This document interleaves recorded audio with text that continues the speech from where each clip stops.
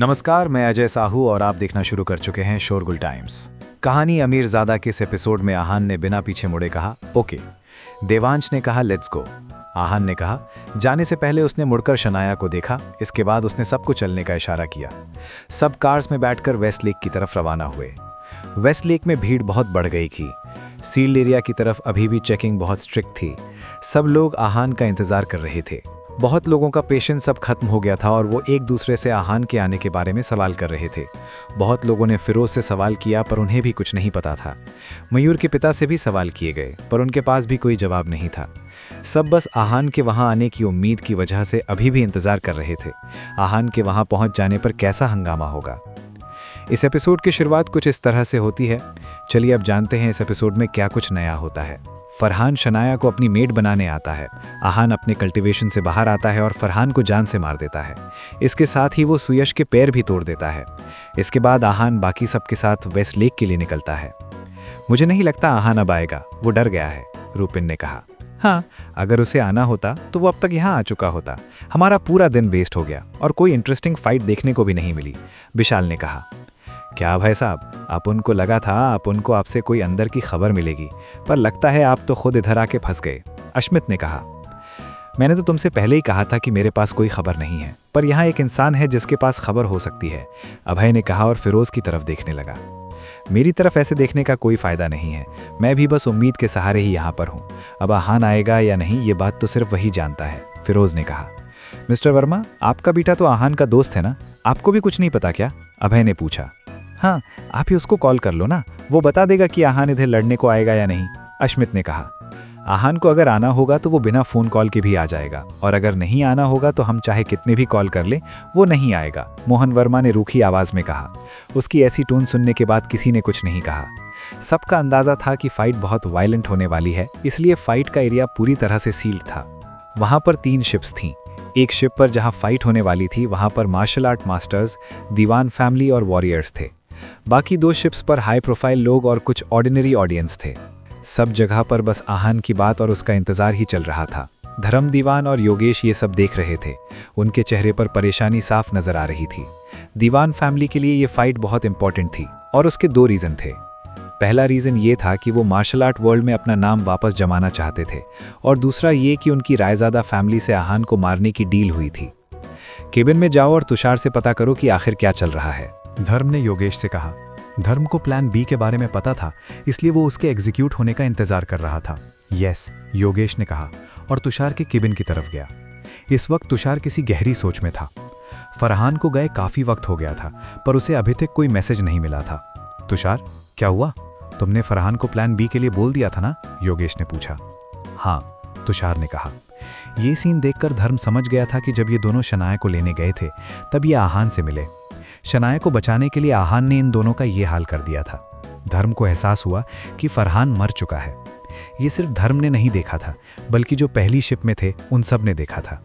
ये क्या हो रहा है? आहान किन 2 लोगों को यहाँ लेकर आया है? पता नहीं, पर उन दोनों के शरीर पर खून के निशान हैं। दोनों बुरी तरह से इंजर्ड हैं। शिप पर लोगों ने आपस में बात करना शुरू किया। बाकी दोनों शिप्स दूर थीं, इसलिए उन लोगों को कुछ साफ नजर नहीं आ रहा था। उन्हें बस ये पता था कि आहान आ गया है। इसके बाद आहान ने फरहान और सुयश को उठाया और सील्ड एरिया के एंट्रेंस की तरफ बढ़ा। शनाया और बाकी सब भी उसके साथ ही थे। अब बहुत लोगों को नजर आ रहा था कि फरहान की आंखें बंद थीं और उसका चेहरा नीला पड़ गया था। सब जान गए थे कि फरहान अब इस दुनिया में नहीं रहा है। यू वर्थलेस ह्यूमन बीइंग, मेरे दीवान फैमिली के लोगों के साथ तुमने ये क्या किया है? धर्म ने कहा। आहान ने धर्म की बात पर कोई ध्यान नहीं दिया और वहां मौजूद लोगों से कहा, मैं यहाँ लेट आया, मैं उसके लिए सबसे माफी मांगता हूँ। मैंने इतने दिनों तक रिस्पॉन्ड नहीं किया था क्योंकि मुझे इस फाइट के बारे में पता नहीं था। मैं पिछले 10 दिनों से क्लोज डोर कल्टीवेशन में था। मैंने कोई जवाब नहीं दिया, इसलिए दीवान फैमिली ने सोच लिया कि मैं डर गया हूँ। मुझे चैलेंज एक्सेप्ट करवाने के लिए उन्होंने इन 2 लोगों को मेरे सिक्लूजन की जगह पर भेजा और शनाया को अपनी मेड बनने के लिए फोर्स किया। जब शनाया नहीं मानी तो इन लोगों ने उसके साथ जबरदस्ती की और मेरे 2 दोस्तों पर भी अटैक किया।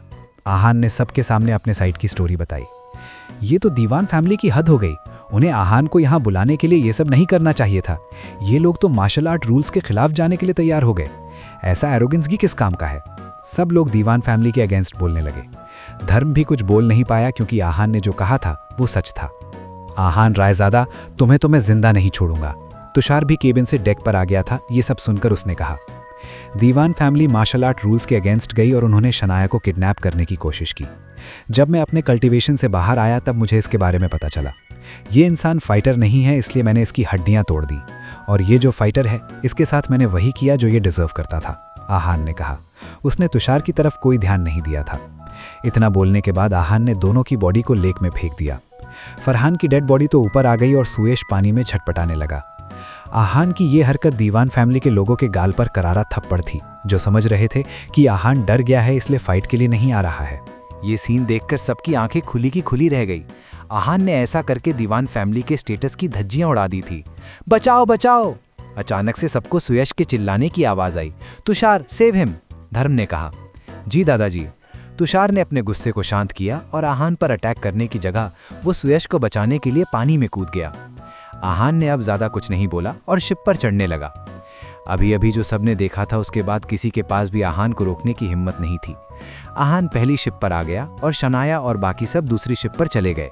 मुझे तो लगा था कि आहान डर जाएगा और आएगा नहीं, पर इसने तो यहाँ आकर दीवान फैमिली को ललकार लिया है। हाँ, अब इस फाइट को देखने में और भी मजा आएगा। पता नहीं आखिर ये फाइट कौन जीतेगा। जो ज्यादा स्ट्रांग होगा वही जीतेगा। मुझे लगता है कि तुषार ही ज्यादा स्ट्रांग है। ये फाइट तो वही जीतेगा। आखिर दीवान फैमिली में इतने सालों से जैब पंच तकनीक, जिसे अब तक कोई मास्टर नहीं कर पाया है। हाँ, मुझे भी ऐसा ही लगता है।